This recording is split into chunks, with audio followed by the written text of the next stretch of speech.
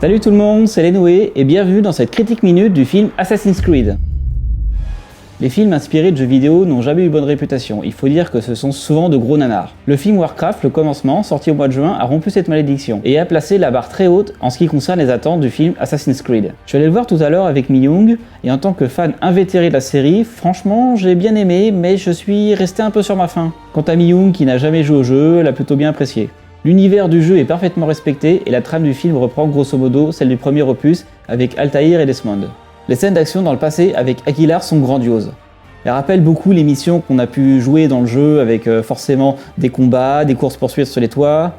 Il y a même une scène avec un chariot et on peut aussi croiser quelques personnages historiques, un en particulier, vous le verrez, ça se passe en 1492. On retrouve aussi beaucoup de mouvements de caméra qui nous font penser aux cinématiques du jeu, par exemple les survols au-dessus des villes avec l'aigle qui passe devant. Les musiques du film sont elles aussi bien dans l'esprit de celles des jeux. Ce qui m'a le plus déçu dans le film finalement, c'est qu'il y a très peu de scènes avec Aguilar, très peu de scènes dans le passé, dans l'Animus.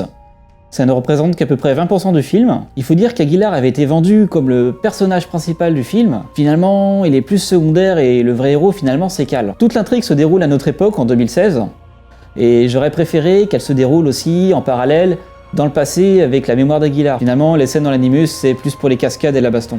Le film est souvent mou parce qu'ils font beaucoup de pauses où ils se mettent à philosopher comme ça dans des décors pas terribles en plus, avec du béton aseptisé, gris, c'est assez moche.